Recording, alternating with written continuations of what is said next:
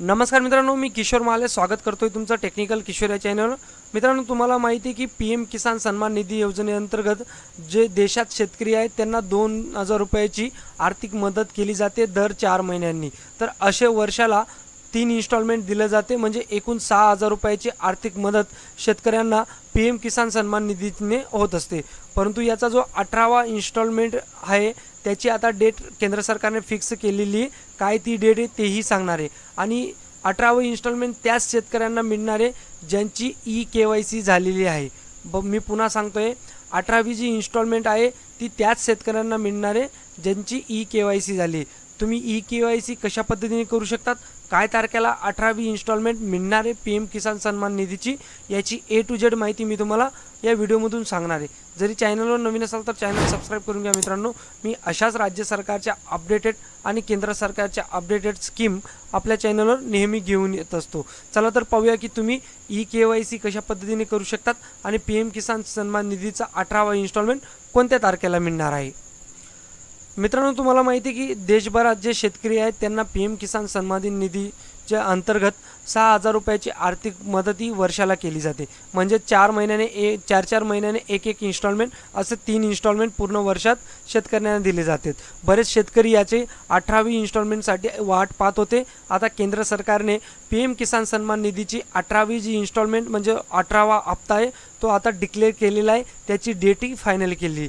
तर काय म्हणतंय ऑफिशियल वेबसाईटवर पीएम किसानच्या, तर honourable prime minister will be release the 18 instalment of PM Kisan scheme on 5 October 2024।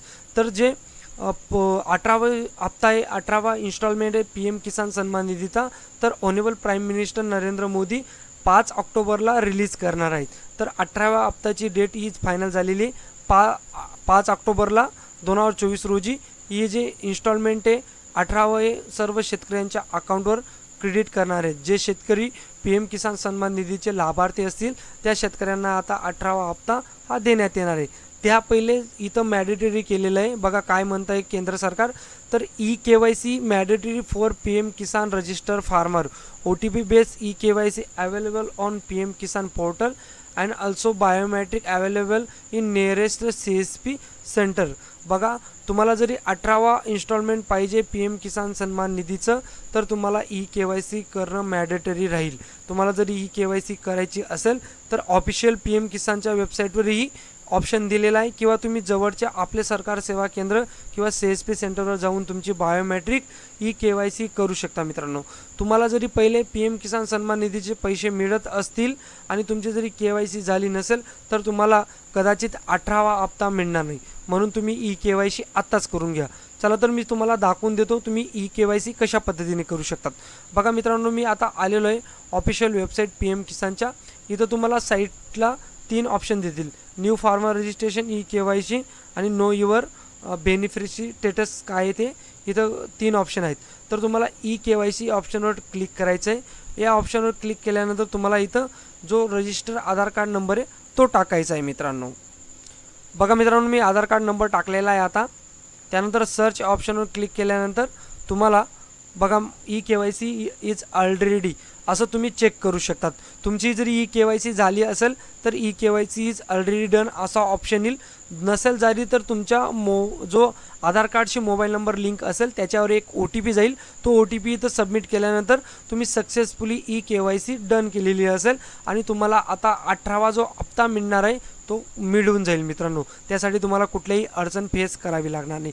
तर ही मोठी अपडेट आता पीएम किसान संदर्भात आलेली, याचा 18वा हप्ता हा 5 सप्टेंबर रोजी येणार आहे। त्या पहिले तुमची ई-केवायसी डन असणं गरजेचं आहे। तुम्हाला जरी तुमचं मोबाईल नंबरशी आधार कार्ड लिंक नसेल तर तुम्ही बायोमेट्रिक ई-केवायसी करू शकतात। तुम्हाला आपल्या सरकार केंद्रावर जाऊन तुम्ही ही ई-केवायसी करू शकतात। ऑफिशियल वेबसाईटची लिंक मी आपल्या व्हिडिओच्या डिस्क्रिप्शनमध्ये देऊन देईल पीएम किसानच्या, सो तिथे जाऊन तुम्ही डायरेक्ट व्हिजिट करू शकतात। ही माहिती जास्तीत जास्त मित्रांपर्यंत शेअर करा आणि अशा डेली अपडेट्ससाठी आपलं चॅनल सबस्क्राईब करायला विसरू नका। भेटूया पुढच्या व्हिडिओ, तोवर जय हिंद, जय महाराष्ट्र मित्रांनो।